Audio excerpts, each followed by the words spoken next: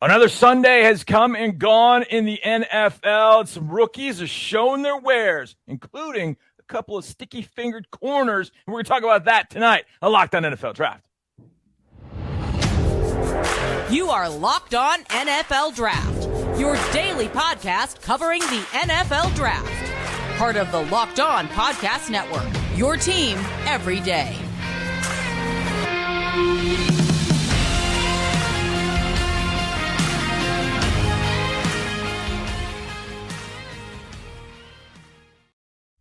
Oh, welcome in. Your power trio is ready. Locked On NFL Draft, bringing it to you. My man, Ryan Tracy from Rogue Analytics down there. You see him at Ryan Tracy NFL on Twitter. Eric Crocker, former NFL, AFL defensive back. Eric Crocker, at Eric_Crocker. Unfortunately, he was not the sticky-fingered defensive back that we were teasing. So we're going to get to those guys in a little bit. But we're going to talk quarterback here in just a second, but we appreciate you making Locked On NFL Draft your first listen of the day. And today's episode is brought to you by Bird Dogs. Oh, man. The most comfortable shorts, pants, and sweatpants with built-in liners. Go to birddogs.com, use promo code Locked On, and boom, a free Bird Dogs rope hat with your pair of Bird Dogs. That's something I will be doing after the show. I promise you. We got stories about bird dogs. But, guys, I want to start right here with a guy that we've actually talked about the last couple of weeks. We talked about him a little bit leading up to the draft, but he sort of – it was interesting because as the draft got closer and closer and closer, we talked about this quarterback class in 2022 and thought, I don't know, man. There might be a couple guys that go in the first round, maybe. It ended up being only one. Nobody won the second round, and then there's a bunch of third-rounders. And then in the fourth round, after having a rookie quarterback that went to the Pro Bowl, the Patriots did what the Patriots do. The Patriots decided, you know what, we like Bailey Zappe. Fourth-rounder, played at Houston Baptist, HBU, now HCU. I called his game as a true freshman. Then he transfers to Western Kentucky with Zach Kittley. He blows it up. But at the Senior Bowl, it was Malik Willis who got the love. Malik Willis is throwing the ball 100 miles an hour, and we all jumped on it. Desmond Ridder, we got on top on him. We just loved him. And Bailey Zappe just sort of kind of cruising underneath all that noise. But the Patriots loved what they saw in Bailey Zappe. And by the way, the Patriots loved what they saw in Cole Strange. That's worked out. Now you've seen it with Bailey Zappe. He's the only quarterback in the Super Bowl era in his first two starts to win and be 100-plus rating in both games. One at home against the Lions, spanked them 29-0, went to Cleveland. They put 38 up on the board against Cleveland. So, Eric Crocker, I'm going to start with you. If you're Bill Belichick, A, is this Tom Brady all over again? And B, if you think Bailey Zappe's the guy, do you move Mac Jones to a quarterback-hungry team? I just don't see them moving on from Mac Jones. And while we all appreciate Bailey Zappe's performances that he's had, and I think Ryan Tracy definitely, that was his biggest fan during the draft process, I don't see a scenario where they're like, you know what, we like everything you've done, Bailey, but, Mac Jones, we're just going to trade you off. No, I think they like Mac Jones. I think Mac Jones is the leader of this offense. I think Mac Jones has been everything that they thought he would be up until this point. And what I mean by that, it's not like you're asking him to be Justin Herbert, who's playing, Monday Night Football, or, Patrick Mahomes, but just somebody that can run the offense efficiently. And it's great that you've seen Bailey Zappe do this because at the very least, if anything happens to Mac Jones again, you have a quarterback who the players are now buying into, and they appreciate and like his efforts. I heard one of the defensive linemen saying, hey, I ain't know much about him, but he's looked great. He's looked awesome. And I think that's high praise. But yeah, when Mac Jones is ready to go, which I saw him practicing last week, I'd assume he'd be back right in that starting spot, and you don't look to trade him. Ryan Tracy, let me present an argument. Let me make it more specific, all right? Croc, you think about this. You are Scott Fitterer, Carolina GM, and you're seeing things unfold, and you're like, you know what? Call Bill Belichick. Coach, we'll give you a first and a third for Mac Jones right now? If you're Scott Fitterer and Belichick is willing to offer that, or he's willing to give you Mac Jones and you first and a third, you're Scott Fitterer and you're thinking it over, would you give up a first and a third for Mac Jones right now? I think he has shown that at the very least he's a very capable starting NFL quarterback. Now, I think we would like to see just a little bit more. If you're going to give up a first and some, which is presumably going to be a top 5 pick for Carolina. You think it's going to be a top 5 pick unless Mac can turn him around. But the tough thing always is that you know more of what you're getting from Mac Jones, right? Because, I mean, we've seen him at the NFL level. Right. We know what he is and what he isn't. With these young guys, I think there are guys in this class that have more upside. There are guys that have more talent. But are you going to get the base level of what you're getting from Mac Jones? And that's the part where you just don't know. Ryan, you're first and a third, and you get Mac Jones. A, if you're Scott Fitterer, would you do it? B, if you're Bill Belichick, would you do it? If you're Fitterer, I mean, the walls are on fire. It's about to come down on your head. Anything you can do to get a win, I say you go for it, right? Because at worst case scenario, you just traded away a team who you're not running anymore, and they lost a pick, not you. So why not go for it? If I'm Bill Belichick, I'm taking that because personally, I had these guys in the same position in their respective classes, number 5. Right. And I like what I'm getting from Zappe. And if I'm a guy in the room, if I'm, slappy intern film dude in the room trying to make an argument, my argument is Mac Jones looked that good with Josh McDaniels. Bailey Zappe has no one. And I'm sorry, Matt Patricia, kudos to you for you made 3 calls. I don't buy it. I think Zappe's doing this on his arm and his process and his talent and just trying to get through. And I think that shows more upside. If you are to get an offensive coordinator that can actually put together a scheme that actually takes advantage of your players in the future, I think the upside is probably, from my perspective, and yes, I was super high on him before, I think it looks better with Zappe. So if I'm Bill, I'm taking that all day long. Well, I think that's one of the biggest considerations to me. And look, it was 2 games with Mac, 2-3 games with Mac, and 2 games with Zappe. I think Zappe came into he came into game 3, didn't start game 3 against the Packers, but he came into that game at that point. And I think you're right. And that's one of the considerations to me is, boy, it looks smoother. It looks better. And the reason it feels like Tom Brady all over again is for that reason. Zappe is very similar cerebrally to the way Tom thinks. Tom was hugely confident, bordering on super cocky. Bailey Zappe is exactly that. He is super cocky. He felt like if you would have told him, Ryan, you would have thought you were giving him a compliment. Hey, I've got you number 5 on my list. He would have been like, I'm number 1, bro. Like, he's got that sort of confidence. And I think that's the sort of thing that maybe, and Mac's that way too, which is interesting. But if I'm Fitterer, boy, it's tough giving up a top 5. But like you said, with the walls closing in, maybe you feel like, hey, man, this is an opportunity. Maybe that something could happen, and maybe we could build with Mac Jones as opposed to all the nonsense the Carolina Panthers have had at quarterback. So it's an interesting thought of what Belichick might be able to do. Now we'll see what happens when Mac comes back, and I don't know, maybe the value of Mac rises once he gets back in the lineup. Maybe Zappe, his value rises. Who's to say? We've seen teams over the years give up a lot for backup quarterbacks. I remember living in Jacksonville way back in the 90s, and they had a quarterback by the name of Rob Johnson. And Rob Johnson played like once. And the Bills were like, we'll take him. Come on, give us one. So we've seen crazier things happen in the NFL at some point, especially with that particular position, quarterback.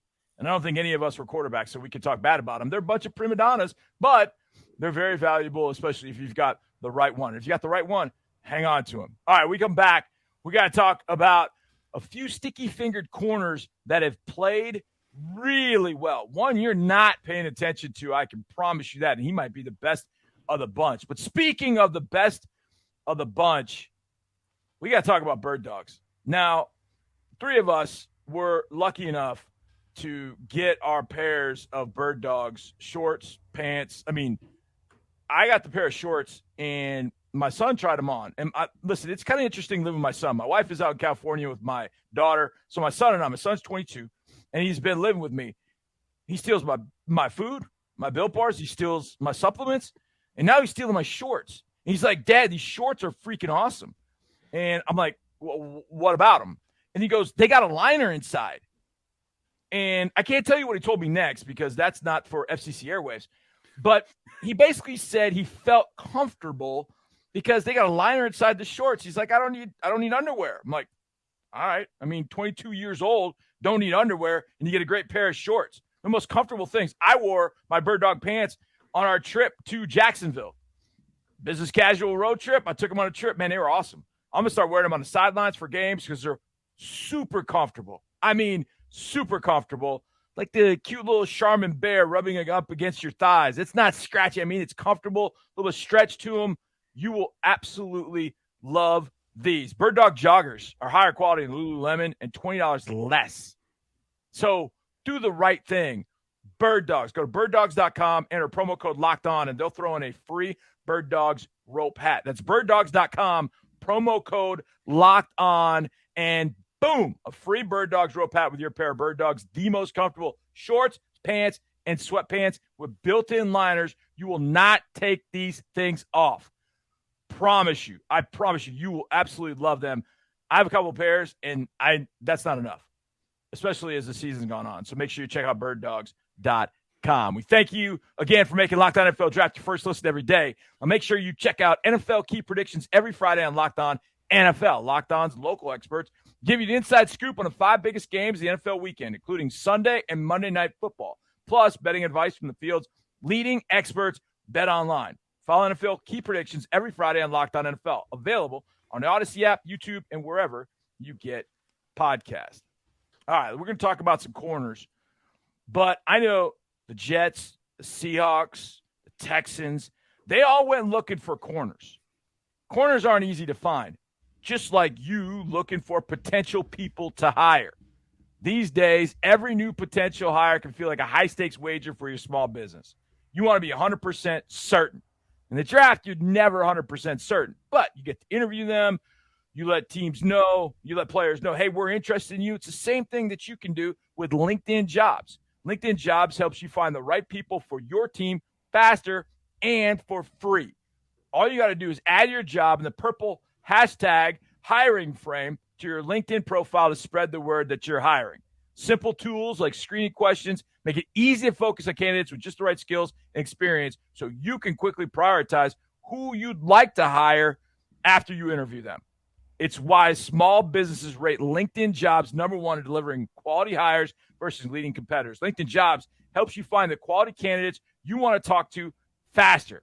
Don't go to the combine. Don't go through the draft. Just go to LinkedIn Jobs. Post your job for free at linkedin.com/LockedOnNFL. That's linkedin.com/LockedOnNFL to post your job for free. Terms and conditions apply.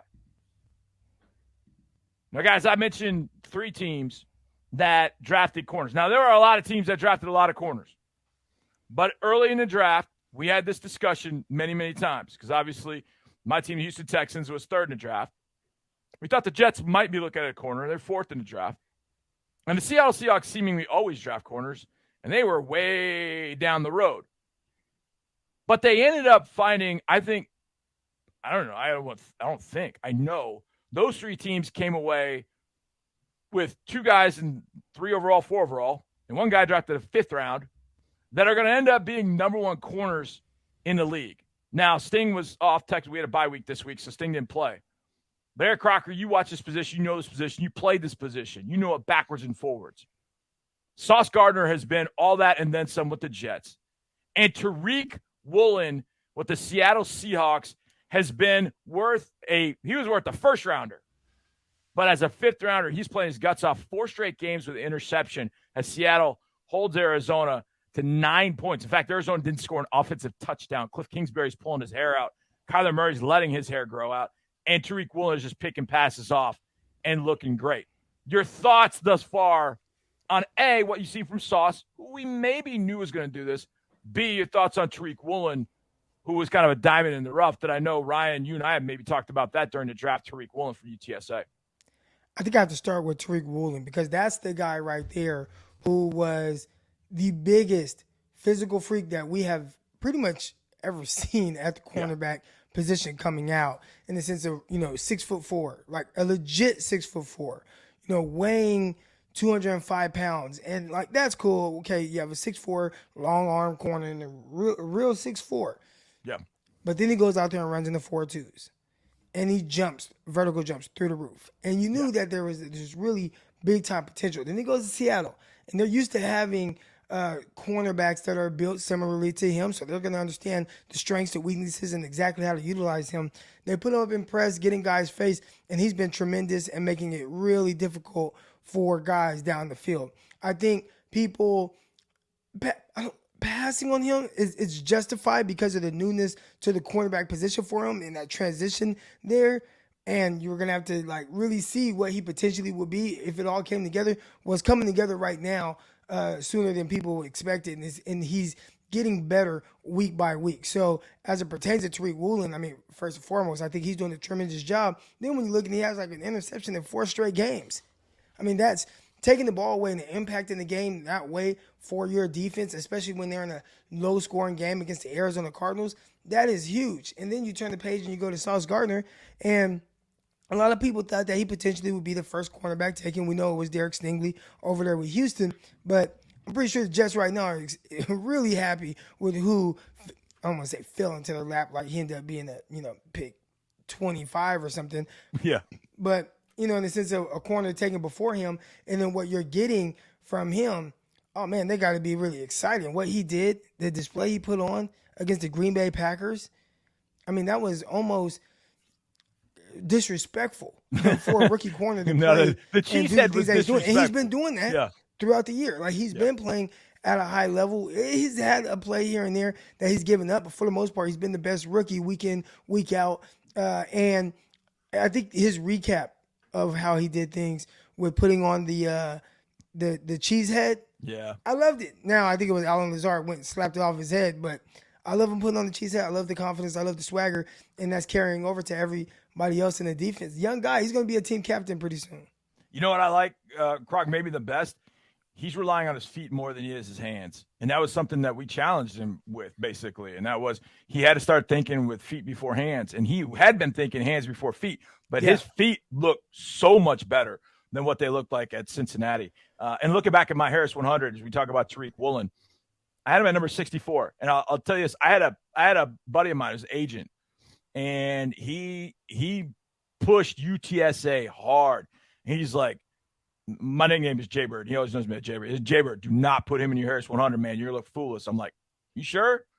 He's like, do not put, I'm telling you, there are some issues with this and that. I'm like, I don't know, man. I'm watching him at the Senior Bowl, and I'm looking at him standing next to every other corner, and he looks like a power forward size-wise compared to all those point guards. It was unbelievable. I was like, I've never seen anybody built that way.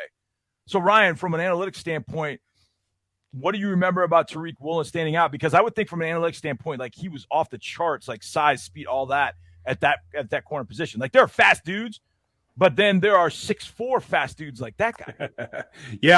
Actually, when it was all said and done in terms of the athletic matrix, he came out number 2 at the position, just behind Zion McCollum, who you got us on to. Yep.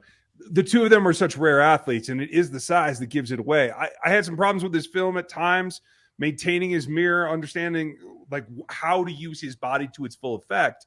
So, I mean, sauce is sauce, right? He's been this way. He's understood how to attack routes and understand all that. Kudos to the coaching staff, again, in Seattle, for taking a raw prospect. And, I mean, 6 games in, it's an incredible change already from what I see. He's allowing the lowest of any of the rookie corners in terms of NFL passer rating against. He's got that 4 picks leading that. That's great. But like the other key metric that really makes a difference to me that I always track is reception percentage. And he's like number 3 in that, 55% allowed. That's stopping more passes than you really have a right to as a rookie, in my opinion, especially when you have a couple of athletic things that are in your favor and a couple of technique things that aren't. So kudos to him and the Seattle Seahawks. Yeah, Seahawks seemingly finding another day 3 pick. Richard Sherman, Brandon Browner, now Tariq Woolen. I mean, finding those guys in the 4th, 5th round, look, you got to hit on first rounders. You got to hit on second rounders, no doubt. Like, those are musts. You got to hit on first, second rounders. But if you're hitting on day 3 guys that end up being your number 1 corner, your number 1 right tackle, if you're in on those guys in later rounds, my goodness. Now, we can't forget the skill guys. And there are 2 wide receivers from a rookie standpoint that caught my eye this weekend. And it makes me think that Jalen Hyatt from Tennessee might be that much more valuable. We'll get to that in just a second. But I know if you had Jalen Hyatt this weekend on Prize Picks, you went off. I can't imagine that they had a more or less number for Jalen Hyatt of 100 yards. He doubled that number. Well, Prize Picks, wait a second. What's Prize Picks? Well, Prize Picks is daily fantasy made real easy. It's so simple. All you do is you pick 2 to 5 players in your favorite sport. You pick the sport. I don't care if you're doing WNBA, esports, NCAA basketball, women's basketball, NASCAR, Premier League. It doesn't matter. They've got it covered. You just pick 2 to 5 players, and if they go and score more or less than their Prize Picks projection, depending on how you see it, you can win up to 10 times your money in any entry. Every single day. There's always a sporting event going on. So all you got to do is go to prizepicks.com. They offer projections on any sport, like I said. Entries can be made in 60 seconds or less. It's that easy. Currently operational in over 30 states and Canada. Download the Prize Picks app or go to prizepicks.com to sign up and play daily fantasy sports. First-time users can receive a 100% instant deposit match up to $100 with promo code LOCKEDON. If you deposit $100, Prize Picks will give you $100. Deposit $50, Prize Picks will give you $50. It's that simple. Don't forget to enter promo code LOCKEDON at sign-up for an instant deposit match up to $100. PrizePicks.com or download the Prize Picks app. Start winning today. All right, guys. Watching Jalen Hyatt on Saturday against Alabama was I love the guy, and we've talked about him a few weeks. And I don't want to beat a dead horse, so to speak, but I love the guy. I mean, the speed is just incredible. 2 rookies stood out as pass receivers. Now, I was high on Chris Olave, and very, very high. In fact, I think he was wide receiver 1 for me. And he's had a really nice start to his career with the Saints. There's no doubt. But 2 guys that weren't first-rounders, New England's Tyquan Thornton and Indianapolis' Alec Peirce. Those 2 guys, the way that – I mean, first of all, Tyquan Thornton, I think he ran 4.23, whatever it was in the 40. And the Patriots went drafting. I'm like, well, wait a second. Why would the Patriots draft that guy if Mac Jones doesn't really throw? He doesn't have the howitzer that some of these guys do. Maybe it's a waste. I don't think it is, and I think it's going to pay off. He had 4 catches for 37 yards. He also had a touchdown for the Patriots, and that speed is just it. I mean, it's like take your breath away. Indianapolis drafted Alec Peirce. They need a receiver. Pittman's a great possession receiver, but Peirce is the burner, and he's big, 6'4". 212, 215, and he could fly. Ryan, I know that speed doesn't grow on trees, but watching the impact of 2 rookies like that at wide receiver, I know teams are always looking for speed, but does it become that much more valuable when you see rookies like that come in and make instant impact solely because of the fact they can run 4.3? It does, especially when you think about the way offenses are evolving in the league right now. Time to throw is coming down. The quick game's becoming that much more. If you have the elite athleticism to beat a man early so that he doesn't have a chance to catch up to you, or you can get to the point where you can use that elevation in particular like Peirce does. I know that's Eric's guy. He's got to talk about it more. But for Thornton, like getting that first step, like he's not super, super explosive. He does need a couple of steps, but just that initial break gets you to the point where you can beat what's man coverage now. You can settle down in zones. You can accomplish things that maybe 3, 4, 5, 8 seasons ago, rookies they still had to do that 3-year rule, right? Where it took that adaptation. Now the athleticism is getting them that much farther like that. And I still am a little iffy on Thornton if he's going to be anything more than just a true deep threat. Eric, I think with Alec Peirce, and that was a guy that you liked during the draft process, I hate seeing him. I hate seeing him in the blue and white of the Colts, my God. But if it helps, if it keeps the Colts from drafting Marvin Harrison Jr. next year, I'm okay with that. However, I really don't want to see Peirce. I think this guy can be an absolute weapon for the Colts going forward. I think opposite Michael Pittman is a match made in heaven. I mean, you look at what Michael Pittman did in his last game and then how Alec Peirce is able to play off of that. I think it's tremendous. The one thing that stood out to me about Alec Peirce especially early on in the evaluation process, was just the versatility, being able to line up inside, outside, the vertical threat that he was. I think that was something that consistently jumped off the film to me. And then you continue to watch and just see how he's improving week in, week out, each game, and never back down from any type of competition. There were a lot of things that really stood out to me. So much so that I was saying, hey, man, I know the Packers have 2 first-round picks. Maybe they would like Alec Peirce in one of those roles because I thought he's somebody that can catch on with Aaron Rodgers right away. But nonetheless, he's been tremendous so far for the Colts, making plays, right? We've seen all the ability, now just be a little bit more consistent with everything that he's doing. And as a receiver coming into the NFL, a lot of time there is that transition of understanding, getting on the same page as a veteran quarterback. Got Matt Ryan there. Understand what he's seeing, being able to read being able to read the defense, seeing what the quarterback is seeing, right? If it's cover 2, do I keep it going or do I have to keep it skinny? If it's versus single high coverage, do I run it this way? If it's a zone versus man, where do I settle? Getting on the same page with his quarterback from that standpoint, that's something that's going to continue to build. But early on, I was pretty sure they're excited with being able to get him where they got him.